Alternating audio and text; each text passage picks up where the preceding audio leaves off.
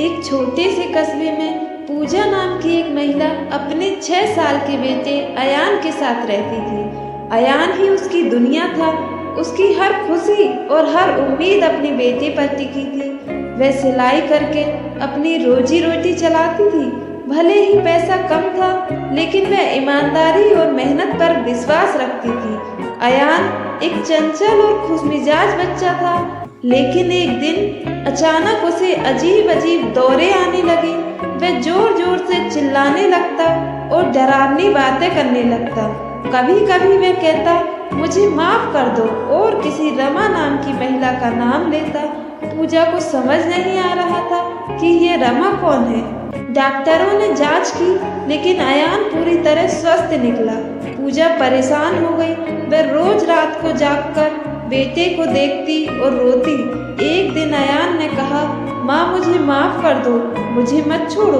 उसकी मासूमियत और डर से पूजा टूट गई। पूजा ने पंडितों और झाड़ फूक वालों से मदद ली, लेकिन कोई फायदा नहीं हुआ। तभी किसी ने उसे बताया कि पास के जंगल में एक सिद्ध संत रहते हैं, जो हर समस्या का समाधान कर सकते हैं। आखिरी उम्मीद के साथ पूजा अयान को लेकर संत के पास गए। संत, जो ध्यान में बैठे थे, ने अयान की ओर देखा और कहा, बेटा तुम्हारा जीवन इस समय एक कठिन चक्र से गुजर रहा है, लेकिन ये सब पिछले जन्मों का कर्मों का फल है। पूजा चौंक गई। उसने संत से पूछा, बाबा ऐसा क्यों हो रहा है? मैंने ऐसा क्या किया है? संत ने शांत स्वर में कहा, बेटा इस जन्म में तुमने कोई गलती नहीं की है, लेकिन ये तुम्हारे पिछले जन्मों का कर्मों का परिणाम है। तुम्हारे बेटे की आत्मा और तुम्हारी आत्मा पिछले जन्म में एक दूसरे से जुड़ी है। संत ने अपनी आंखें बंद की और ध्यान में डूब गए। फिर उन्होंने बताया, पिछले जन्म में तुम्हारा नाम सरोज था।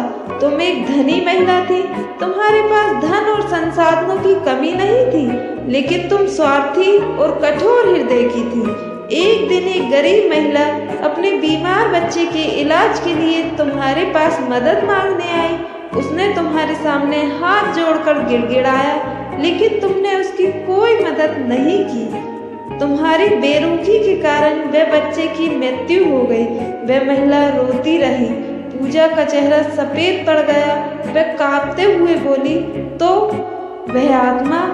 संत ने कहा, वही बच्चा आज तुम्हारे बेटे अयान के रूप में जन्मा है। तुम्हारे बेटे की आत्मा तुम्हारे कर्मों का फल है। ये सब जीवन का चक्र है। जो हम करते हैं वही हमें लौटकर जरूर मिलता है। पूजा की आंखों में आंसू थे।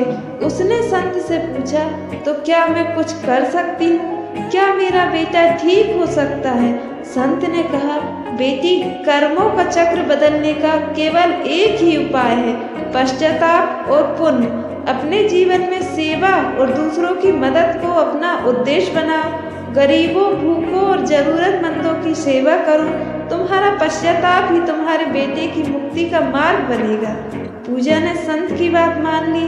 उसने अपने पुराने गुस्से और स्वार्थ को त्याग दिया। अब वह अपनी सिलाई के काम से जो भी थोड़ा बहुत पैसा बच जाता, उसे गरीबों की मदद में लगा देती। उनसे मोहल्ले के गरीब बच्चों को पढ़ाना और जरूरतमंदों को खाना खिलाने लगी। धीरे धीरे पूजा के प्रयासों का असर दिखने लगा। अयान के दौरे कम होने लगे। उसकी हालात में सुधार आने लगी। एक दिन अयान ने कहा, माँ अब मुझे डर नहीं लगता, मैं ठीक हूँ। वह पहले की तरह खुश और चंचल हो गया। पूजा ने संत के पास जाकर उनका आभार व्यक्त किया। संत मुस्कुराए और बोले, याद रखना बेटी, जीवन में कर्म ही सबसे बड़ा धन है। जैसा हम बोते हैं वैसा ही हमें काटना पड़ता है। अच्छे कर्मों से ही जीवन का चक्र सुधरता है। दोस्तों, ये कहानी हमें सिखाती है, जीवन में हमारे कर्म ही हमारा भविष्य तय करते हैं।